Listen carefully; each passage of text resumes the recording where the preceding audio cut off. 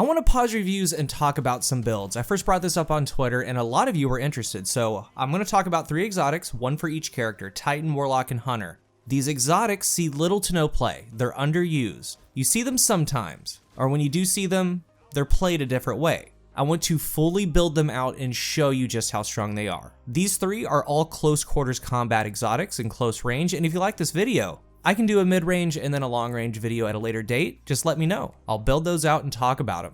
Before I get into the builds, I first want to give a shout out to the sponsor of today's video, and I'm sure you've heard of them, Raid Shadow Legends. If you haven't played it yet, now's the perfect time. Raid Shadow Legends is a turn-based battle MMORPG. It reminds me of the games I played in my childhood growing up. There's 600 plus champions. It has PvP, massive PvE battles, dungeons, a campaign. I want to give special attention to the Dark Elves. They're awesome. In Teleria, there are 2 types of elves, High Elves and Dark Elves. I ended up getting my first Dark Elf, Mystic Hand, a support champion. He has a skill called Turn and Tide. Attack one enemy, steals 2 random buffs from that target. Very useful. But one stuck out to me, Lydia the Death Siren. She's awesome. She has a passive called Death Hold, denies enemy revive attempts. And if Lydia is alive when an enemy attempts to revive, she revives all dead allies with 50 hit points and turn meter. Then you look through her skills, tons of debuffs and buffs, and that's what I love about this game. Buffs and debuffs and the layers of complexity that comes from the 4 main affinities, Magic, Spirit, Force, and Void. The build craft, the counters. It's fun assembling your champion team, and in Raid this month, there's tons of special events going on and activities, including a jam-packed Halloween lineup towards the end of the month and more. And if you want to get a big head start, again, use that link at the top of the description or scan the QR code right here. New players will get the epic hero Chinoru.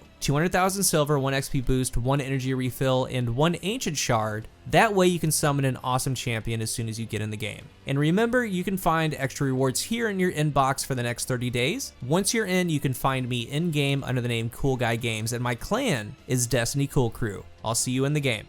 In PvP, we see the same things over and over and over. Stompies, Dune Marchers, Shatter Dive, you know what I mean. There's a reason for that. They're very, very strong.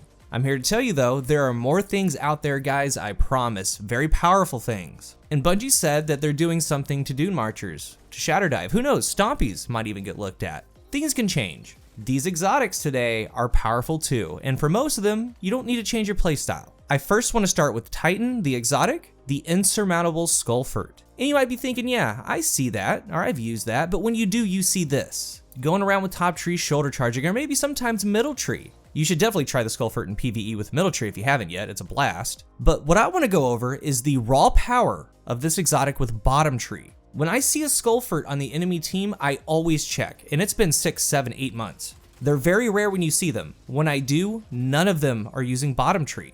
And a lot of you are already using bottom tree anyways. It could be with One-Eyed Mask and TS Wards. Most of you are using it with Dunes. I've always found that Bottom Tree Striker is a top 3 overall neutral game in Destiny 2 PvP. It has reversal, melee kills regenerate health, knockout, breaking an opponent's shield increases melee range and damage. So it has a little bit of Synthesteps built in. But with the Skullfort, kills with arc melee abilities trigger health regeneration and restore melee energy. You're using the Skullfort to abuse Frontal Assault. It's a beautiful combination, and again, I never see this. When I play Bottom Tree Striker, this is what I do. For the build on my helmet, I have on targeting for the weapon that I'm maining. So in this case, a pulse. It could be a hand cannon, could be a scout, whatever. That's where you would change right here. It's going to be the targeting for whatever weapon you're going to be slaying out with. I also have on hands-on. Since I'm going for melee final blows, it makes sense. More super energy on those melee final blows than Radiant Light.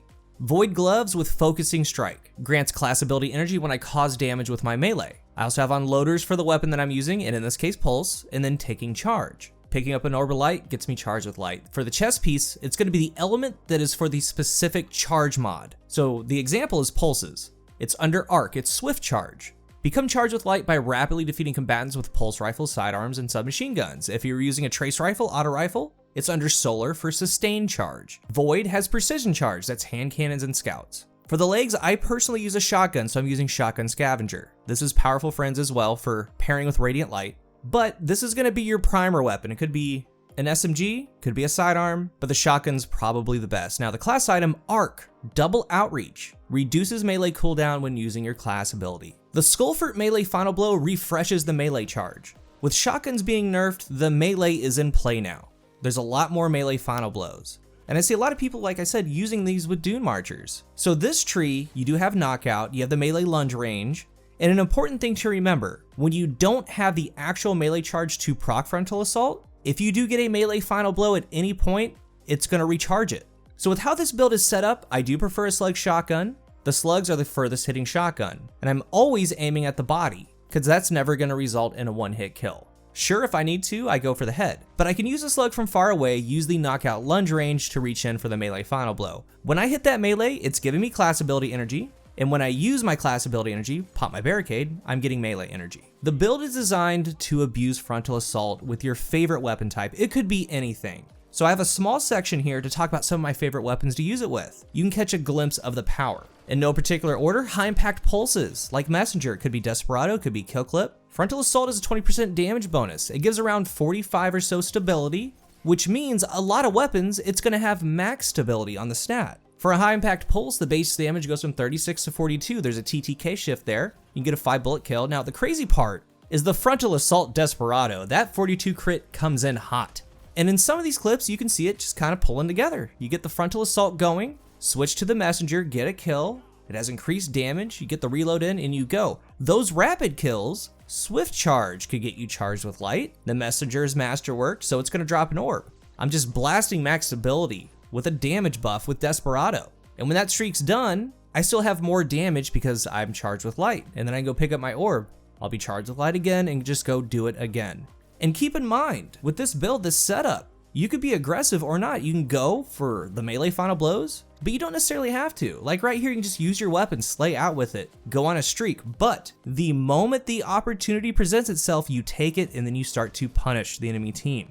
And the best part is that melee final blow refreshes, you can go do it again. And if people get close, your weapons are doing more damage. You can hit them for more body or crit damage, and then finish them off with the knockout final blow because it has increased melee, about 130 or so. The high impacts are great. Rampage legal action. And a rampage weapon with Frontal Assault is great because you don't need the reload. You get the 20%, you get the stability. Like I said, most weapons, it gets it right to around 100 stability, then ramp up that rampage damage, it's great. But another one's gonna be No Time to Explain. As you play with this build, to me at least, one of my favorite things is playing with weapons with near max stability. No Time to Explain's crazy with it, using these exotics that have a way different feel than you've ever used. The No Time does hit 100 stability, feels amazing. One of my favorite ways to run it, high impact pulses are great.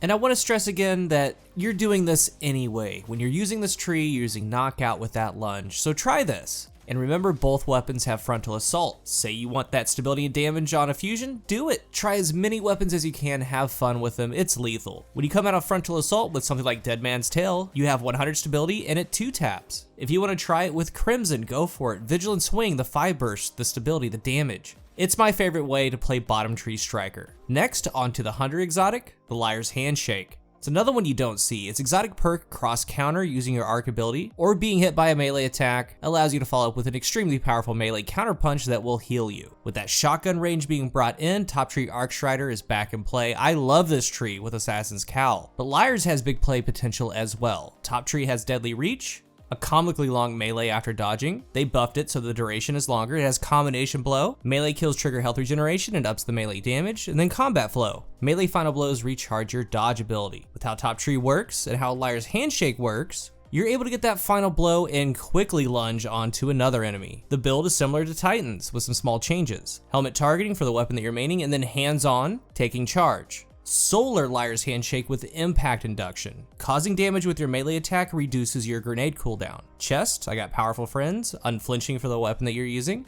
Legs, Shotgun Scavenger, or whatever you're using to prime for the melee. You could be using an SMG or a sidearm, so the scavengers won't really matter there. And then Radiant Light, the class item Double Bomber. It also has high energy fire. Double Bomber reduces your grenade cooldown when using the class ability, so think about these in close quarters. Get the melee final blow. Impact Induction is giving you grenade energy. You're immediately gonna dodge, Double Bomber is giving you grenade energy. So that's how you get that stat up. You have Gambler's Dodge, dodging next to your enemy gets you your melee charge back. My favorite weapon is the Swashbuckler Blasphemer. You can use anything that you want, but after this melee, I have cross counter ready. I can one-shot if somebody's close with that melee lunge, but I also have a one-shot body slug ready. If you haven't played Top Tree Strider in a long time, now's as good as any time. Even if that first melee doesn't get the down and you notice that there's another enemy nearby, you can just lunge towards them, get the one-shot cross counter, then come back to your original target. Sometimes supers come at you, you just do hunter things. Get up in the air, out of sight, land the first melee, then the second cross counter for the increased damage. It can work out for you. So it's just another fun way to play. As with the Titan,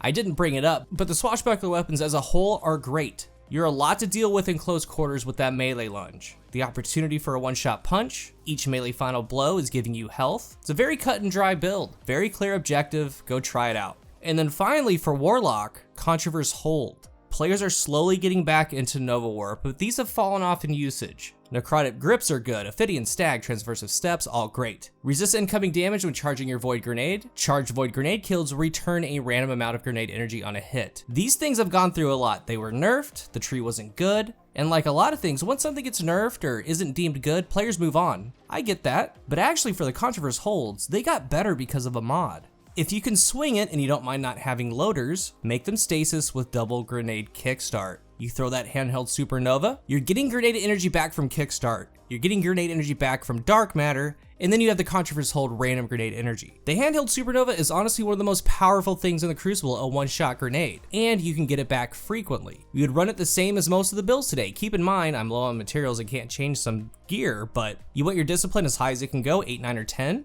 Taking Charge, Powerful Friends, Radiant Light, High Energy Fire. The helmet, Ashes to Assets for more super energy on grenade kills. Class item, Double Bomber. Popping your Rift gives you grenade energy. And that's important because there will be times, a lot of times, where popping that Rift is going to come in clutch at the perfect time to give you the grenade. Now, these gauntlets are in my CQC list for 3 main reasons. Number 1, you don't really see them.